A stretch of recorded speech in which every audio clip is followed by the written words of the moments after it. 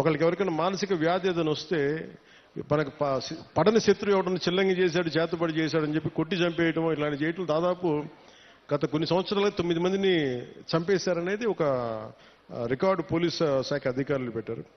So వారి విజ్ఞాపన, వారి విన్నపం ఏంటంటే ఎట్టి పరిస్థితుల్లో మీరు దయచేసి దీని అలా మూఢనమ్మకాల వైపు వెళ్ళకండి. ఏదైనా బాగలేకపోతే ఎందుకు బాగలేదు అని దృష్టిలో పెట్టుకొని అట్లా ఆలోచించమని, అందుకని దీనికోసం ప్రత్యేకించి వికాస్ అనే ఒక కార్యక్రమం ప్రారంభించారు.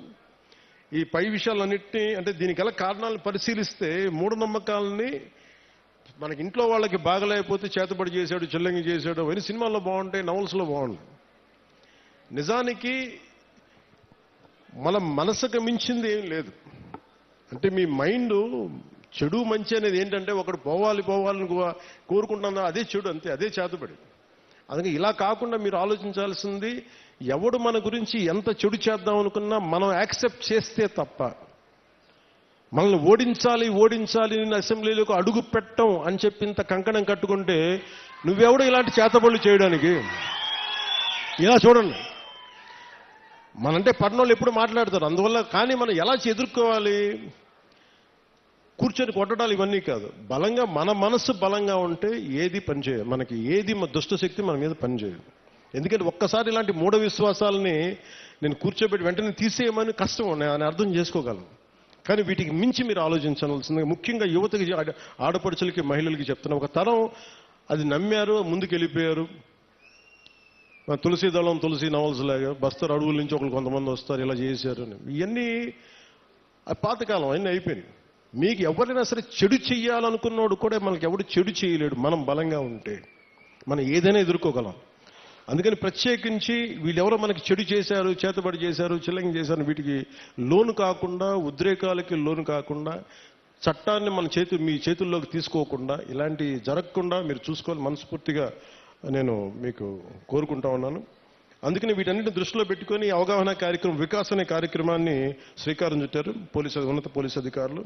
దీంట్లో భాగంగా జిల్లాలోని పోలీసు, రెవెన్యూ, వైద్య, ట్రైబల్ డిపార్ట్మెంట్ మరియు వివిధ రకాల సంస్థలు సంయుక్తంగా గ్రామాల్లో పర్యటించి ఇలాంటి చిల్లంగి కావచ్చు, ఇలాంటి చేతబడుల మీద కావచ్చు అవగాహన కల్పిస్తూ ఎవరికైనా సరే అనారోగ్య సమస్యలు ఉన్నా, మానసికంగా ఎటువంటి సమస్యలు దానికి కారణం చిల్లంగి ఇటువంటి చేతబడులే కాదు, వారి యొక్క సమస్యకి పరిష్కార మార్గం హాస్పిటల్స్లో ఉంటుంది. లేదంటే ఏమున్నాయని చెప్పి వాటిని నిజంగా మనం కొంచెం లాజికల్గా ఆలోచించి మెడికల్ పాయింట్ ఆఫ్ వ్యూలో దాన్ని కరెక్ట్ చేయాలని మనస్ఫూర్తిగా పోలీస్ శాఖలు కోరుకున్నాను. మేము ఆంధ్రప్రదేశ్ ప్రభుత్వం, కూటమి ప్రభుత్వం నుంచి మేము కోరుకుంటా ఉన్నాం. అందుకని మీ అందరూ సహకరించి చట్టాలను దయచేసి చేతుల్లో తీసుకోకండి. గంజాయి పంటను మట్టుకు దయచేసి ఎట్టి పరిస్థితుల్లో కూడా మీరు పెంచుకోండి. ఎవరన్నా ఉంటే కూడా పోలీసు అధికారులకి మీరు ఇన్ఫర్మేషన్ ఇవ్వండి. నేనేం కోరుకున్నా అంటే పోలీసు అధికారులు కూడా మీ గతంలో కూడా పాడేరు సభలో కూడా చెప్పాను, ఇది సామాజిక ఆర్థిక సమస్యగానే చూస్తాం తప్ప ప్రజలకి వీళ్ళు ఎడ్యుకేట్ దెమ్, వాళ్ళకి కొంత అవగాహన కల్పించి అటువంటి వైపు వెళ్లకుండా మీకు ఉద్యోగాలు వచ్చేలా, జీవనోపాధి కల్పించేలా ఈ ప్రభుత్వం మరింత శ్రద్ధ తీసుకుంటుంది, మరింత బాధ్యతగా ఉంటుంది మనస్ఫూర్తిగా తెలియజేసుకుంటూ,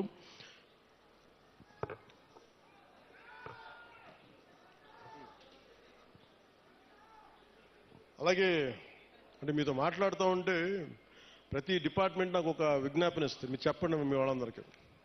సో అలాగే అటవీ శాఖ తరపు నుంచి ఒక విన్నపం వచ్చింది. దయచేసి మనం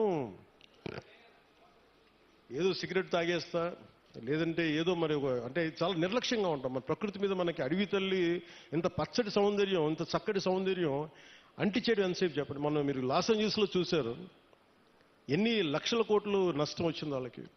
డబ్బున్నోళ్ళు అందరూ పెద్ద పెద్ద ఫిల్మ్ యాక్టర్స్, బిజినెస్ మన ఇండస్ట్రియలిస్టులు, బిజినెస్ పీపుల్ అందరూ కూడా ఏమాత్రం ఇల్లు కూడా సొంత అసలు కొన్ని దశాబ్దాల నుంచి పెట్టుకున్న జ్ఞాపకాలు కూడా పోయినాయి, డబ్బులు గాలిపోయినాయి.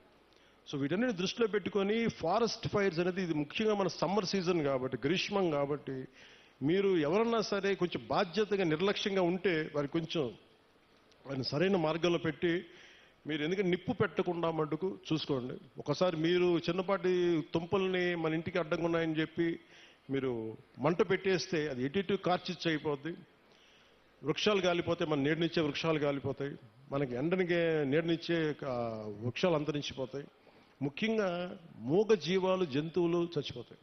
అందుకని వీటిని దృష్టిలో పెట్టుకొని అడవులకి నిప్పు పెట్టే పరిస్థితులు ఏదైనా ఉంటే దయచేసి మీరే కొంచెం బాధ్యత తీసుకొని మీకు కనిపించినప్పుడు దాన్ని ఆర్పటం లేదు, అలాంటి పరిస్థితులు రాకుండా మీరు ఉత్పన్నం కాకుండా చూసుకోవాలి మనస్ఫూర్తిగా కోరుకుంటూ, మీ అందరూ బాగుండాలి, ఆయురారోగ్యాలతో ఉండాలి. నా కోరిక ఒకటే, వచ్చే ఎన్నికలకి మొత్తం మన్యమంతా కూటమి ప్రభుత్వం పతాకాలతో రెపరెపలాడాలి.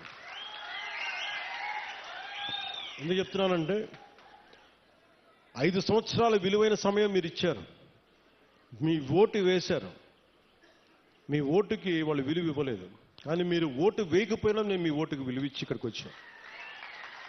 అందుకనే ఎందుకంటే నేను మీకోసం